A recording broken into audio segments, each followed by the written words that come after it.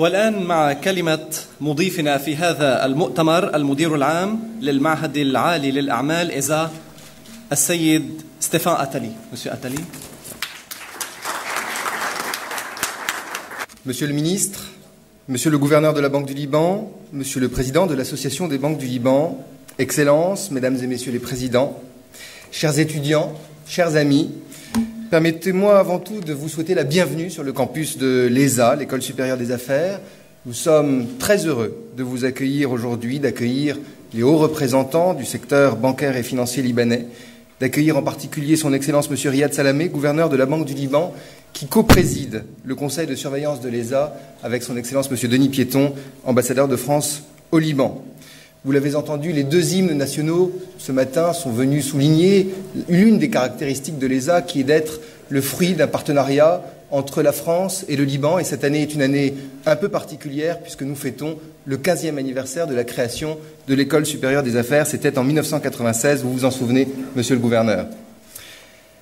Alors cette crise financière dont nous parlons beaucoup et qui s'éloigne à grands pas, après avoir touché tous les secteurs d'activité, tous les pays, cette crise laisse derrière elle un bilan provisoire mais catastrophique, des millions de chômeurs dans le monde, des centaines d'entreprises en faillite, des milliards d'euros ou de dollars perdus, un bilan extrêmement négatif pour de nombreux pays, mais qui souligne encore plus la réussite du Liban à éviter de tels pièges, et on ne soulignera jamais assez, Monsieur le gouverneur, le rôle qu'a joué la Banque du Liban pour éviter ces pièges.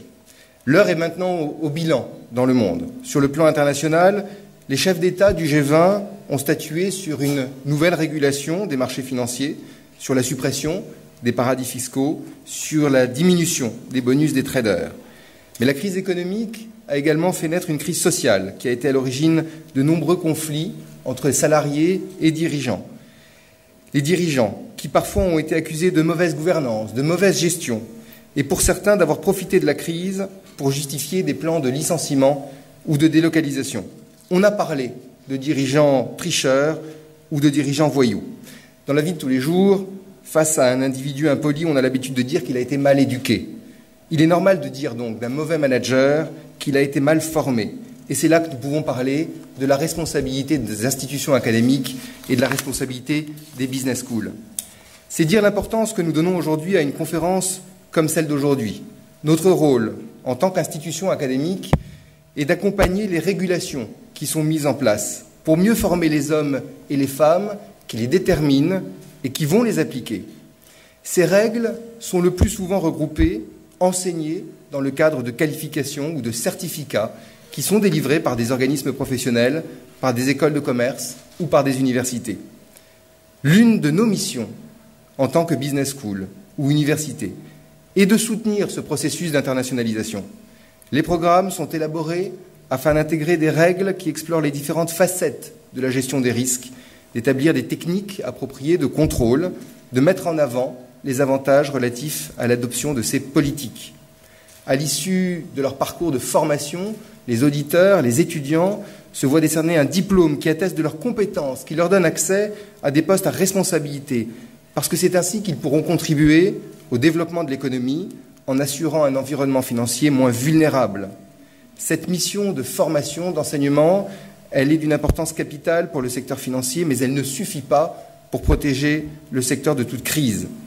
En effet, une responsabilité au niveau des actions, au niveau des décisions prises par les banques, au niveau du contrôle assuré par les régulateurs est non négligeable. Dans cet environnement qui évolue à grande vitesse, les situations changent très rapidement et il y a toujours une très forte probabilité de décalage entre les règles adoptées aujourd'hui et les pratiques de demain. Alors une des solutions, c'est une approche proactive. Et c'est la valeur ajoutée que peuvent avoir les institutions académiques, que peuvent avoir les business schools ou les universités, dans leur capacité justement à accompagner les institutions financières dans l'objectif de diffusion, d'apprentissage, d'application des règles, mais aussi dans l'étude de leur évolution. Le rôle des institutions académiques, notre rôle, est en effet de former, bien sûr, au management des affaires, mais aussi de former au management des hommes et des équipes. En temps de crise, les entreprises doivent pouvoir compter sur leurs équipes, sur l'ensemble des hommes et des femmes qui les animent pour pouvoir faire face aux difficultés et à la compétitivité des marchés. C'est dans cette perspective que nous sommes particulièrement heureux d'accueillir aujourd'hui cet événement avec nos partenaires, la Banque du Liban, la Banque Audi, la société First Protocol, mais aussi toutes les banques et institutions financières qui ont participé à son organisation. Notre volonté aujourd'hui, elle est d'accompagner, de promouvoir le développement des banques et des institutions libanaises en leur permettant de s'appuyer sur des hommes et des femmes bien formés. Car telle est la mission de l'ESA, celle qui lui a été confiée à sa création il y a maintenant 15 ans, être un véritable pôle de rayonnement académique régional au service des femmes et des hommes qui travaillent au Liban, au service des institutions implantées au Liban ou dans l'ensemble de la région. C'est ainsi que se concrétise la contribution de l'ESA à la société libanaise, à son développement général, par des actions ambitieuses et par une participation accrue à toutes les initiatives des acteurs de la vie économique. Je vous remercie et je vous souhaite une très bonne journée.